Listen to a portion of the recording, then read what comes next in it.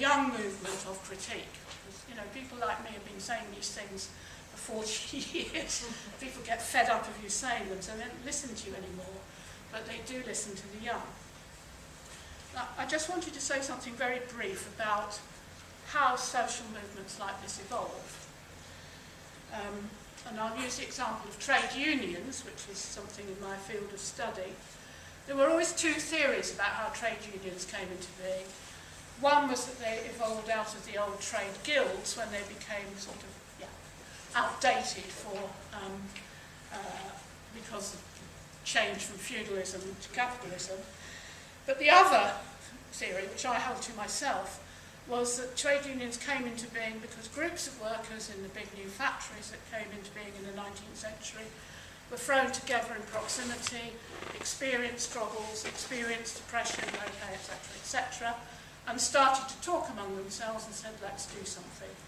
That's certainly also how the feminist movement, which I've been involved in for most of my adult life, came into being in the 60s and 70s.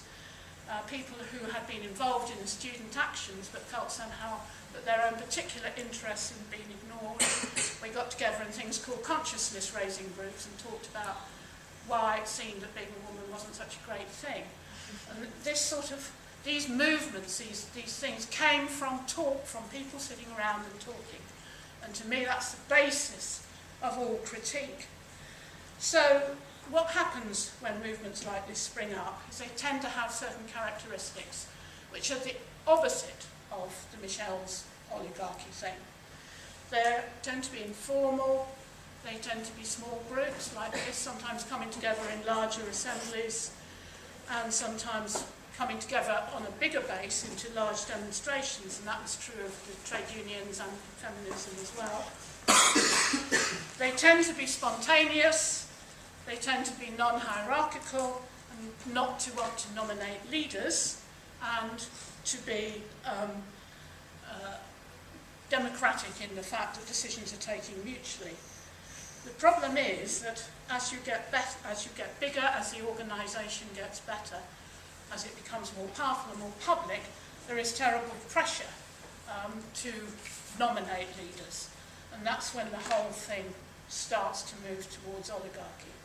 And you will probably have already experienced that pressure because it comes from the people who say, we only want to talk to your representatives. And it comes from the media who want to find spokespeople. So it's almost inevitable that people get singled out and oh, you're the one you want to talk to. It's very important to resist that. One of the things that feminism and trade unions did was a circulation of leadership, so that nobody stayed in the chair or running the thing for too long. And that's something I'd really like to recommend to people.